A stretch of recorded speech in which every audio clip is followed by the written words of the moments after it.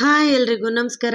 ಇವತ್ತು ಒಂದು ಒಳ್ಳೆ ಟೇಸ್ಟಿ ಆದಂಥ ಯೂನಿಕ್ ಆದಂಥ ರೆಸಿಪಿನ ತೊಗೊಂಡು ಬಂದಿದ್ದೀನಿ. ಮಾಡೋದು ತುಂಬಾ ಸುಲಭ. ಆ್ಯಕ್ಚುಲಿ ಇಷ್ಟು ಟೇಸ್ಟಿಯಾಗಿ ಬರುತ್ತೆ ಅಂತ ನಾನು ಎಕ್ಸ್ಪೆಕ್ಟ್ ಕೂಡ ಮಾಡಿರಲಿಲ್ಲ. ಅಷ್ಟು ಚೆನ್ನಾಗಿ ಬಂದಿತ್ತು. ಇದನ್ನು ಹುಲ್ಲಿಕಾರಂ ಅಂತ ಹೇಳ್ತಾರೆ. ದೋಸೆ ಮೇಲೆ ಇದನ್ನು ನೀವು ಸ್ಪ್ರೆಡ್ ಮಾಡಿ ಕೂಡ ತಿನ್ಬೋದು. ತುಂಬಾ ಚೆನ್ನಾಗಿರುತ್ತೆ. ಫ್ರೈ ಮಾಡಿಕೊಂಡ್ರೆ ಇದನ್ನೇ ಬಿಸಿ ಬಿಸಿ ಅನ್ನಕ್ಕಾಗಲಿ ತಣ್ಣನನ್ನಕ್ಕಾಗಲಿ ನೀವು ಇದನ್ನು ಎಣ್ಣೆ ತುಪ್ಪದ ಜೊತೆ ಸರ್ವ್ ಮಾಡಿಕೊಂಡ್ರೆ ತುಂಬಾ ಚೆನ್ನಾಗಿರುತ್ತೆ ತಿನ್ನೋಕ್ಕಂತೂ.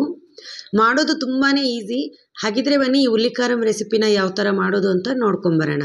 3 ಈರುಳ್ಳಿನ ತೊಗೊಂಡಿದ್ದೀನಿ. ಇದನ್ನು ಎಲ್ಲನೂ ದೊಡ್ಡದಾಗಿ ಕ್ಯೂಬ್ಸ್ ಆಗಿ ಕಟ್ ಮಾಡ್ಕೊಳ್ತಾ ಇದ್ದೀನಿ. ಯಾಕೆ ಅಂದರೆ ಫ್ರೈ ಮಾಡ್ಕೊಳ್ಳೋದ್ರಿಂದ ಇದನ್ನೇನು ಚಿಕ್ಕದಾಗಿ ಏನು ಕಟ್ ಮಾಡ್ಕೊಳ್ಳೋ ಅವಶ್ಯಕತೆ ಇಲ್ಲ, ದೊಡ್ಡದಾಗಿ ಕೂಡ ಕಟ್ ಮಾಡ್ಕೊಳ್ಬೋದು.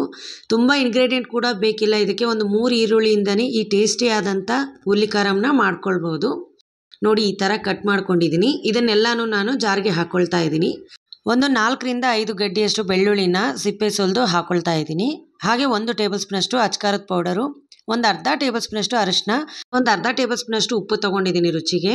ಹಾಗೆ ಒಂದು ಅರ್ಧ ಟೇಬಲ್ ಸ್ಪೂನಷ್ಟು ಜೀರಿಗೆ ಕೂಡ ಹಾಕ್ಕೊಳ್ತಾ ಇದ್ದೀನಿ. ಈ ಎಲ್ಲ ಇಂಗ್ರೀಡಿಯೆಂಟ್ನು ಒಮ್ಮೆ ಚೆನ್ನಾಗಿ ಫೈನಾಗಿ ಮಿಕ್ಸಿ ಮಾಡ್ಕೊಂಬಿಡಿ. ಇದಕ್ಕೆ ಯಾವುದೇ ಥರ ನೀರು ಕೂಡ ಹಾಕ್ಕೊಳ್ಳೋ ಅವಶ್ಯಕತೆ ಇಲ್ಲ.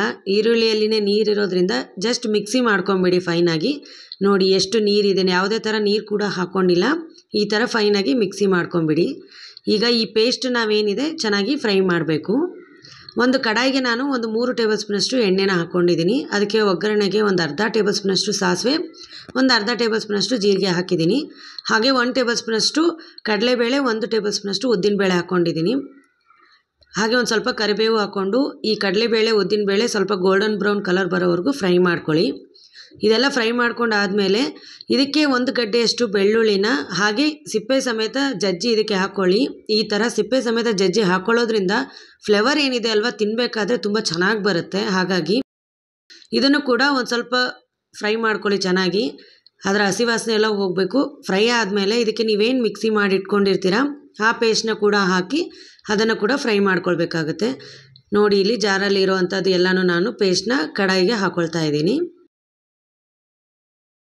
ಈ ಈರುಳ್ಳಿಯಲ್ಲಿ ಎಷ್ಟು ನೀರಿದೆ ನೋಡಿ, ಇದರಲ್ಲಿರೋವಂಥ ನೀರು ಕಂಪ್ಲೀಟಾಗಿ ಡ್ರೈ ಆಗಬೇಕು. ಹಾಗೆ ಎಣ್ಣೆ ರಿಲೀಸ್ ಆಗಬೇಕು. ಅಲ್ಲಿವರೆಗೂ ಇದನ್ನು ಮೀಡಿಯಮ್ ಫ್ಲೇಮಲ್ಲಿನೇ ಚೆನ್ನಾಗಿ ಫ್ರೈ ಮಾಡಬೇಕು.